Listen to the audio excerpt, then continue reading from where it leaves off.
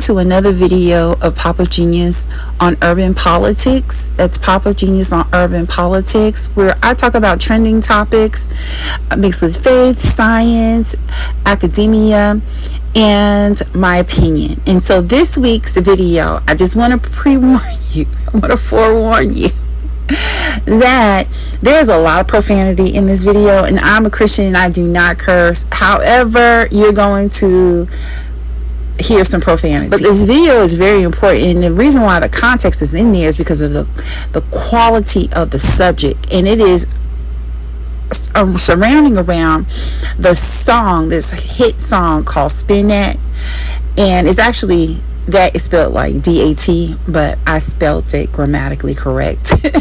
And the cover picture, Spin That, by the young artist Young Miami, and it is a trending topic because of another artist by the name of Arie, who's Grammy Award winning, and she didn't mention the song. However, she brought up context and conversation about the song and how songs like that have a negative impact on the modern Black culture, and especially our young adult Black women and men, that not all, but there is a subset of the population of the community that has an infatuation with crime. And songs like this help to influence that group of individuals to commit like shoplifting, and they've got a street name for it called boosting, stealing cars, stacking money, getting it in the art of hustling. And there is no positive end to that type of lifestyle. It's a fast life, and it's a life that usually ends up behind bars, and you ruin your life. And it's a lot of the song is talking about this particular bag that's retailed. I don't know if it's associated with Louis Vuitton. I love handbags, don't get me wrong, but I'm not going to go into debt or to lose my freedom over materials, things that are cheaply made overseas. But this is the context of what I'm trying to talk about. This is the subject matter. This is what's occurring over our airwaves on urban hip-hop radio, that not only are young adults listening to, but also children are listening to it. They're also being influenced and being raised up in this culture. Not these lyrics, right? And let's investigate these lyrics. Okay, so these lyrics say this: "Where's all my scamming a niggas at?" I also don't like the N-word, and I'm not going to use profanity. I'm going to skip that, but I'm just going to read some of the lyrics, okay? Spending that money fat, when that go y'all bag, boosting bees, where y'all at? Where y'all at? Stuffing that ish all in that bag. Hustlers, girl, going that go y'all bag. Spin that ish, and spin that ish. Spin that ish. I mean, it's really just I mean, I could have written better lyrics than that in 5th grade, but this is what's selling. Okay, this is where these lyrics also reflect the educational level of our current society. A lot of folks can't read. Okay, they're graduating from high school and cannot even pronounce and understand how to apply syntax to writing sentences, pronounce basic words that are like 3rd grade level, and they are graduating. They're being pushed along in our educational system. So this is also a reflection of that. Moving forward, this is what a go-yard bag looks like. So a go-yard bag could be anywhere from $1,000 to $5,000. And also listen to that. So Young Miami is pushing a brand. She's pushing a brand that is already a multi-billion-dollar company. And I think they're affiliated with Louis Vuitton, if I think. Is how to get to your bag. Forget about everybody else. Really, honestly, I would not buy that bag. Even if I had Oprah money, I would not buy that bag, because that's just not my style. I'm not knocking people who like it, but it's just not my style. It looks tacky. If you don't know about Young Miami, her name is Carisha. Carisha is a part of the hip hop group, City Girls. JT and herself have popularized a lot of these really catchy, trendy hip hop songs, sometimes intermixed with a little bit of R&B. I'm not taking from their talent. I think they really are talented young women. Honestly, I do. I think that, especially JT, she's very, very talented, because she wrote a lot of their songs that went multi-platinum, so they are combined. There are two, but Carisha is now on her own, and JT is doing the same solo. I don't know, they may come back together or not. I don't know. I don't listen to this type of music anymore either. And Carisha is also a podcast host. It's called Carisha Speaks. It's very popular. She is also a mother. She's a daughter. And if you don't know, she's also the ex-girlfriend of Sean Diddy Combs. The Sean Diddy Combs that has been infamous in the news for having the freak off parties, and also, listening to those lyrics and listening to the depth of where her soul is at when she wrote those she wrote those lyrics with her soul. She meant those words, because that is actually her life, and that was the life she was raised in with her mother. And when I think about all of this trauma that Carisha has been around, because I couldn't understand, why would she date a man, Sean Diddy Combs, and they was together real bad real bad, but why would she date a man who she knew was exposed for domestic violence? And when I say domestic violence, I can't even play the video, because I don't want my video being taken down.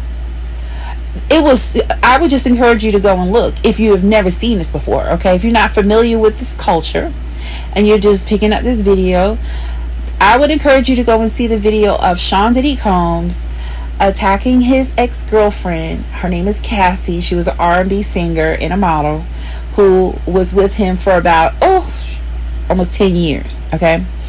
And he beat her to the pulp.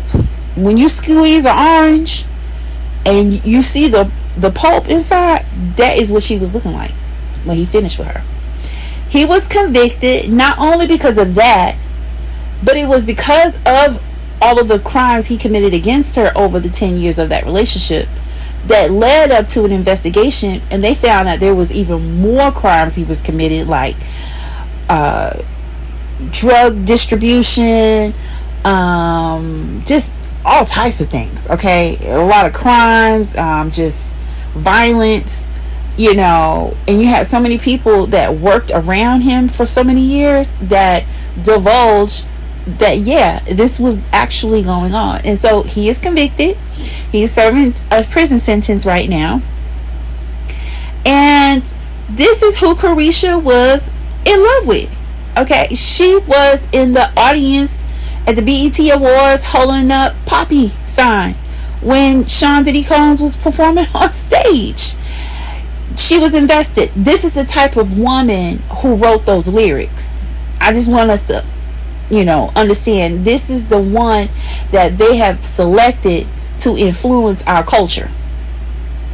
And so that is the reason why we're having this conversation. And it is definitely time to have it, because you have some people that are pro for this type of music genre, okay, and everything that comes along with it, and then you have people that are against it, like myself. But I'm not going to be prejudiced, because I'm going to play both sides of people's arguments that you're going to see in the video later on. But let's just get a little bit of understanding of how we even got to this conversation. One of the most prolific organized retail thieves in Western Washington is facing new charges. Janice Downs, a.k.a. Jenny Smith, a.k.a. Punchy, is back in jail after just getting released from prison in January. Bellevue police say this video shows Janice Wiley holding 2 stolen Louis Vuitton purses. It was posted 5 days after detectives say her daughter, Janice Downs, and an unidentified suspect stole the bags worth more than $7,000 from Nordstrom in downtown Seattle. And 2 days after Downs showed the purses on her Instagram account. In the Nordstrom theft, detectives say surveillance video shows Downs wearing a burqa as a disguise. Detectives say the surveillance video shows how Downs and her accomplice cooperated to steal the purses. On June 12th, Bellevue police arrested Downs and her mom. Detectives located them in the parking lot of Westfield South Center Mall. Ma'am, is your true and correct name Janice Smith, a.k.a. Janice Downs? Downs remains in jail on $215,000 bail. $75,000 of that is for a fugitive warrant out of Oregon. She's charged there with 16 counts of organized retail theft, aggravated theft, and theft. As for her mom, Janice Wiley, she posted $50,000 bail and was released. So Punchy and her mama, they are grown.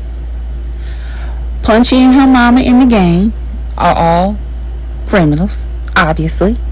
They've been doing this for a while because they're organized and very well known within their area. However, that is not a life to be proud about. That is not a long-lasting life. That's not something that's sustainable. At one point in time of your criminal activity, you are going to be found out, and you're going to pay the price for your said crimes. And there's no perfect persons. I'm not perfect. No one's perfect.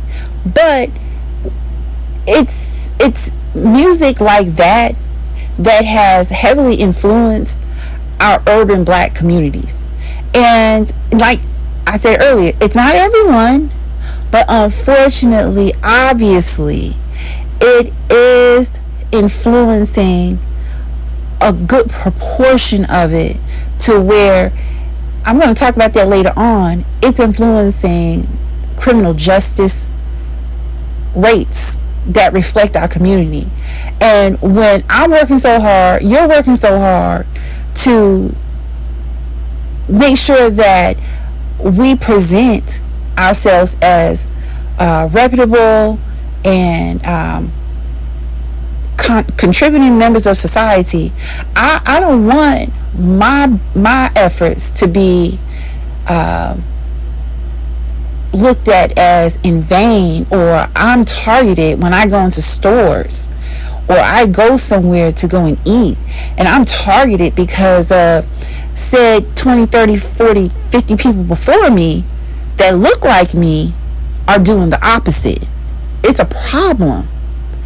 And like I said before, Carisha Young Miami, who wrote that song to where the perpetrator was caught on her social media account because she was playing the song in the background, holding the evidence, so dumb, holding the evidence, and that's why she was caught. This is the type of this is like glorified crime. Listen to what this lady has to say in regards to that, with Carisha making that song and the history behind it. Young Miami making a song about boosting and her mom actually going to prison for said boosting is extremely insensitive to the victim that her mom killed. I'll explain. About 10 years ago, Young Miami's mom, I believe, went to prison. I think it was about 2015 after being on the run. And the result was her and her boyfriend at the time went to Aventura Mall down here in South Florida, and the mom and the boyfriend were stealing purses. As the mom and the boyfriend were trying to escape the police, they ended up running through a red light, and they end up killing a 40-something-year-old grandmother.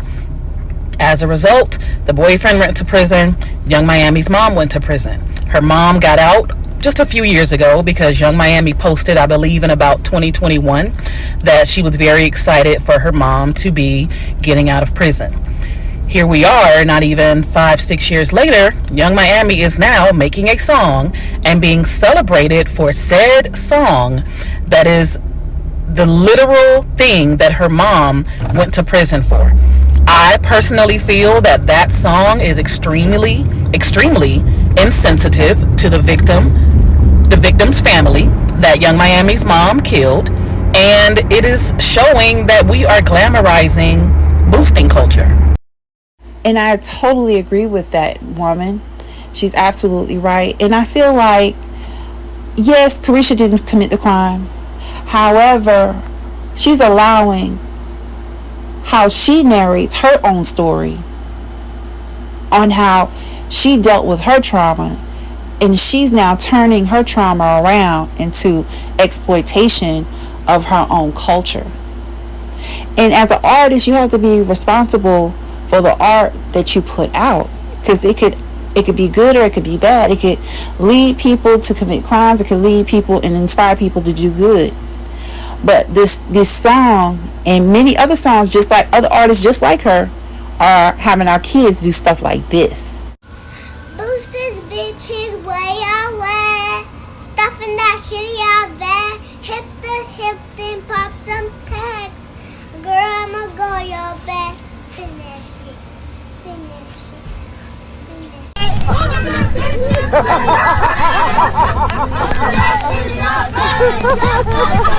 My first little girl, she knew them lyrics because I was struggling trying to say them in the beginning of this video.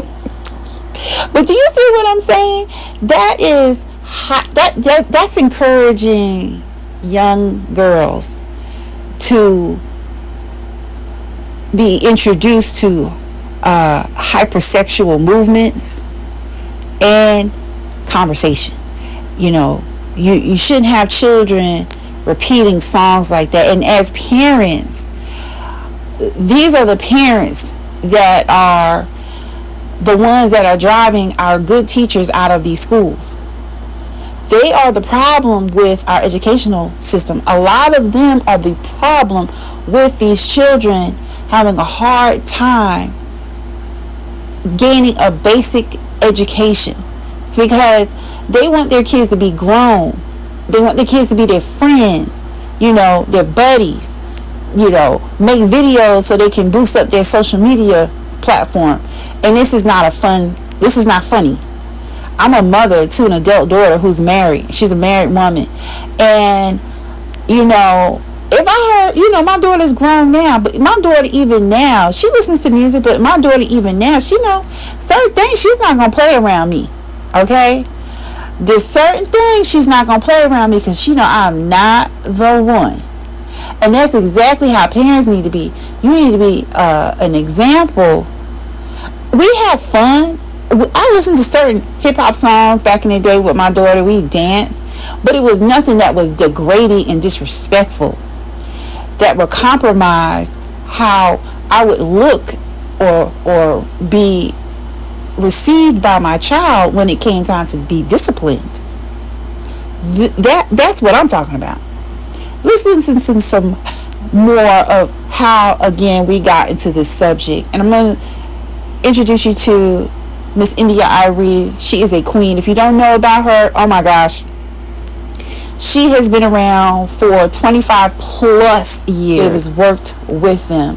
And so when India Arie, who is a very respected person in our Black American community, she is the essential of what a woman with self-love, realized self-love, looks and sounds like. We listen. So let's listen to this. And I've been in the blogs a couple times this last week, and so I wanted to come and talk about these things. Let's talk about the easy one first. It is being wrongly reported that I think we should boycott this song of the summer. I'm not going to tell you what it is because I refuse to sing that song, but either you know what it is or you don't. And if you don't, you can go find it. It's very easy. But I don't think we should boycott. What I want is to see people understand the power of words and music and to make choices that are healthy for them. That's what I want. Do I think it matters what I want for people? No. I have finally learned that it doesn't matter and that there's no amount of sacrificing my life force energy that is going to make anybody want anything better for themselves. All I can do is emanate what I emanate, stand for what I stand for, and hope that it reaches who it's meant to reach. And that's it. And that's all I'm going to do. And so my comment makes it very clear that I don't think we should boycott. My comment is tantamount to everybody doesn't want the same thing. And there are a lot of people who are saying it's just a song. Well, if that's what you think, enjoy. But what I know is that music has power. But of course, I have used that power to help some people, and I have traveled around this world twice, and I see the impact of what we export out of the Black American experience to the rest of the world. Arie didn't actually call for a boycott of Spend That by Carisha. She just said that it's reflective of the culture, which it is. Exactly. That's why it's a hit song. That's why it's doing well. That's why people are singing it. If something has caught on with the general culture and the zeitgeist, that is a reflection of the culture and of the times. So Arie was probably at home. She looked up from her incense when her playlist of Donny Hathaway and Londrelle suddenly slipped in Young Miami's Spin That. And she was like, is this of the times? And Young Miami was like, yeah, exactly. Run those streams up.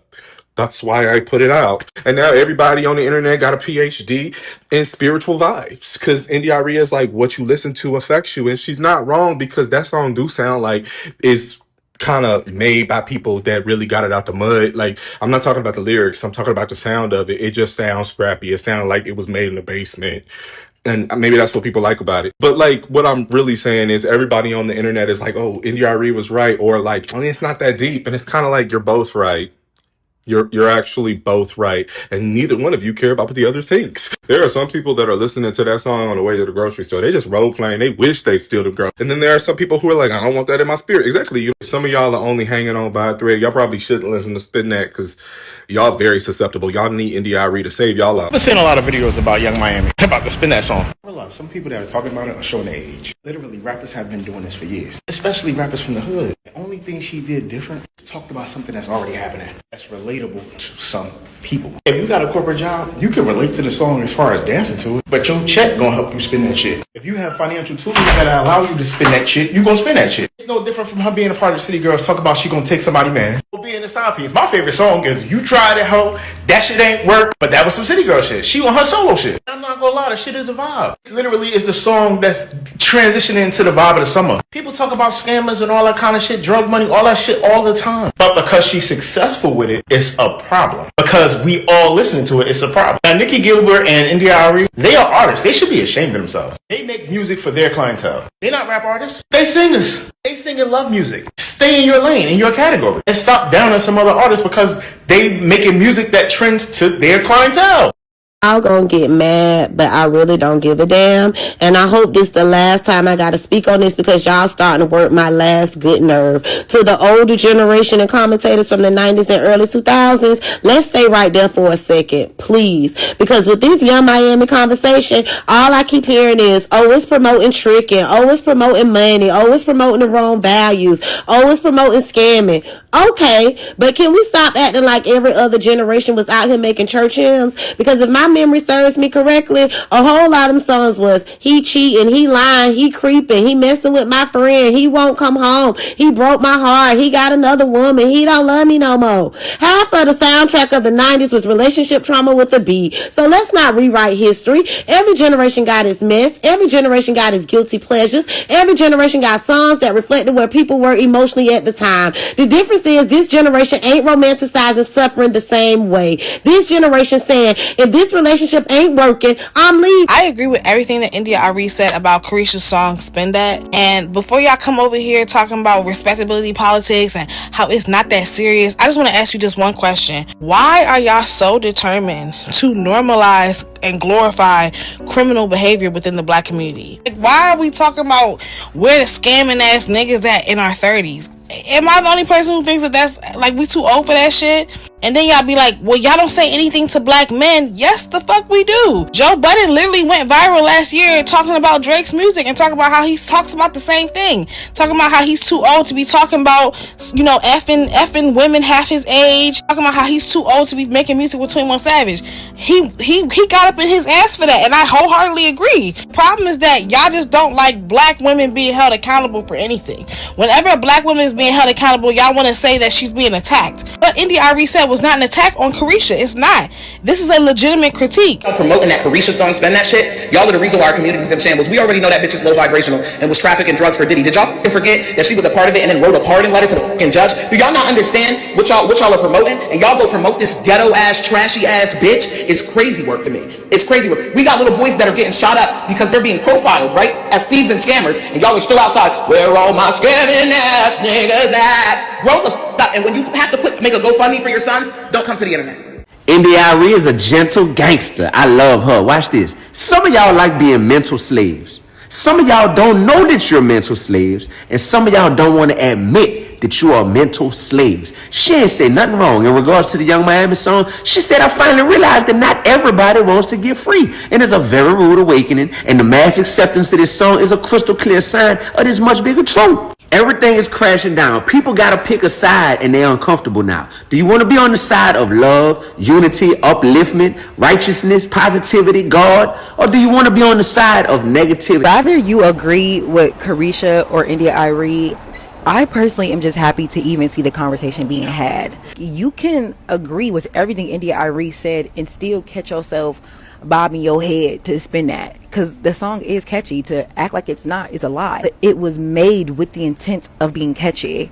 It was made with the intent of being viral. I think people confuse virality and catchiness with something actually being good. Like, a lot of the times it's only the bad shit that's going viral. Trying to shade India or writing dissertations about why you like the song other than the fact that it's catchy is crazy. I also think that it has less to do with subject matter of the song, because secular music has always existed. And I think it has more to do with the artist it's coming from. Acting shocked as why Carisha specifically is getting so much pushback is crazy. Why do people feel like they have to lie about the song, the lyricism, the artist in order to support it? They're fucking stupid, and it's okay. Like, stupid people have always existed.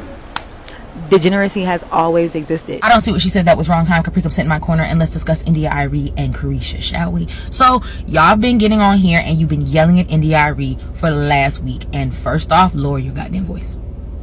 Lower your goddamn voice. Do not disrespect India Arie that way. 2, did you just get here? You just born last night? You born last year? Because if you know anything about India Arie has always been like staunch in the fact that like she's calling out the fuck shit that she sees the industry leaning into, right? That, and on top of the fact she came from Clive Davis. You mean to tell me that y'all are yelling at her like she doesn't understand that the industry actively wants to portray a certain image of black people and also wants to rob black people?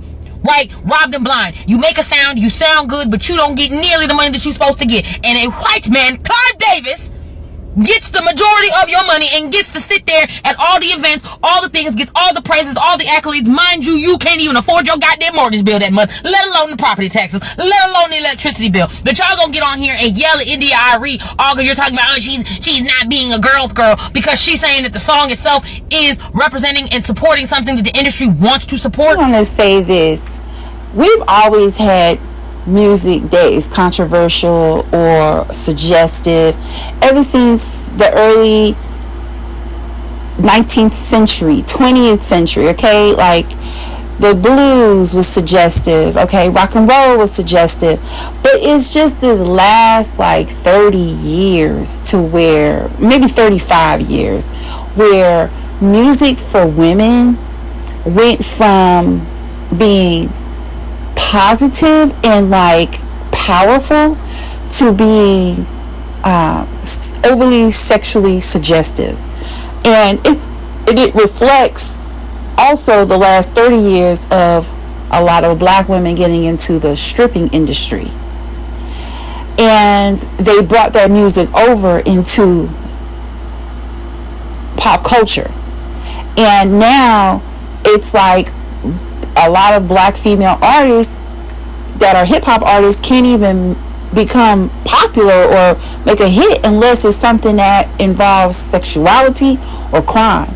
It is very hard for a woman to dominate in the hip hop world unless she is borderline stripperish or gangish.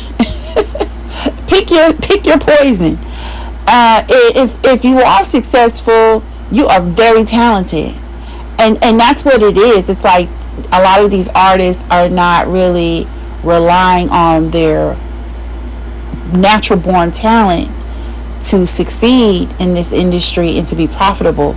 They're having to pull out tricks in the bag, tricks out of the bag, along with their music.